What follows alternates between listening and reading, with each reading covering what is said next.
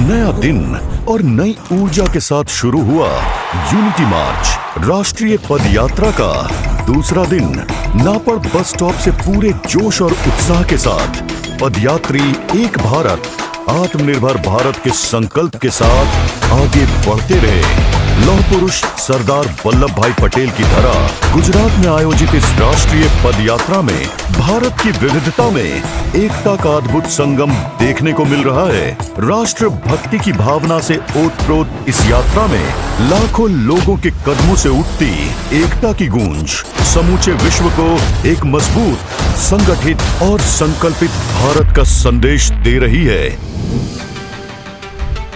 शेर दिल सरदार वल्लभ भाई पटेल जी की 150वीं जन्मतिथि पर हम यहाँ गुजरात में करमसद से केवड़िया तक की यात्रा करेंगे, पैदल चलेंगे और दुनिया को बता देंगे कि भारत की एकता क्या है, कि भारत कदम कदम में जहाँ बोलियां, भाषा और वेशभूषाएं बदल जाती है, ऐसे भारत देश में हम एक हैं, एक थे और एक रहेंगे।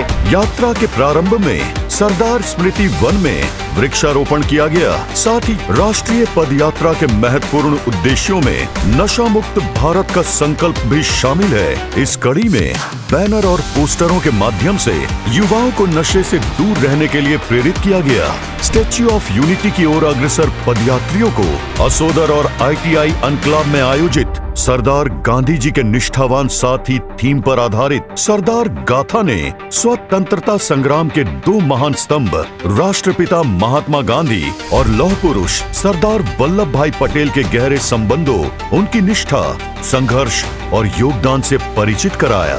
गांधी जी को 1922 के मार्च में 6 साल की सजा हुई। जेल जाने के वक्त गांधी जी ने औरों के तरफ नहीं, सरदार की तरफ देखा तो कहा, सरदार मैं तो जेल जा रहा हूँ, अब ये सारी जिम्मेवारी आप पर है।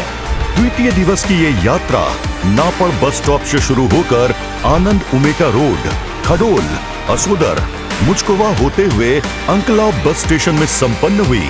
सांस्कृतिक संध्या में क्षेत्रीय कलाकारों द्वारा प्रस्तुत पारंपरिक गुजराती लोक संगीत गायरों ने पदयात्रियों को मंत्रमुग्ध कर दिया।